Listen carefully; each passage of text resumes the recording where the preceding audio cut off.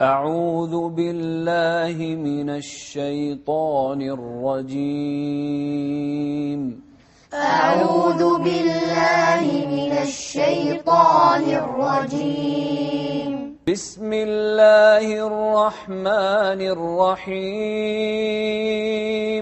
بسم الله الرحمن الرحيم. قل أعوذ برب الفلق. قل أعوذ برب الفلق. قل أعوذ برب الفلق. قل أعوذ برب الفلق. من شر ما خلق. من شر ما خلق. من شر ما خلق. من شر ما خلق. ومن شر غاسق إذا وقب. ومن شر غاسق إذا وقب. ومن شر غاسق إذا وقب. ومن شر غاسق إذا وقب. هتقول غاسق غاسق غاسق إذا وقب. غاسق إذا وقب. ومن شر النفاثات في العقد. ومن شر النفاثات في العقد. مع بعض. ومن شر النفاثات في العقد. ومن شر النفاثات في العقد.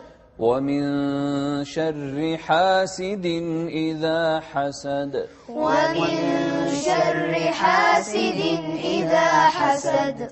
حسد. حسد. ومن شر حاسد إذا حسد. ومن شر حاسد إذا حسد. حسد. حسد. ومن شر حاسد إذا حسد. ومن شر حاسد إذا حسد. مع بعض. ومن شر حاسد إذا حسد. ومن شر حاسد إذا حسد. جزاكم الله خير. تطرقنا إلى الهمزة ووضوح الهمزة وكذلك ترقيق الهمزة ووضوح الواو المادية أو الواو الجوفية. فنقول قل أعوذ برب الفلق. قل أعوذ برب الفلق. هني القاف من أحرف القلقلة، وأحرف القلقلة مجموعة في كلمة قطب جد. فنقول قل أعوذ برب الفلق. نوضح القاف لأن الإنسان إذا قال الفلق فما راح يبين هذا الحرف إلا بالقلقلة، فالقلقلة هني لها سبب. من شر ما خلق. من شر ما خلق. وقلنا في الحلقة السابقة إن النون الساكنة هني بعدها الشين، وهذا الحكم يسمى إخفاء. كذلك الراء المكسورة من الحالات التي ترقق فيها الراء، إذا كانت مكسورة دائما نرقق الراء. فنقول من شر، ما نقول من شر. من شر ما خلق، مو ما خلق. من شر ما، من شر ما خلق. ومن شر غاسق. غاسق، ما نقول غاسق. من شر غاسق. احنا قلنا ان احرف التفخيم خص ضغط قض، فالغين من احرف التفخيم، وهني مفتوحة وبعدها ألف، يعني في أعلى مراتب التفخيم.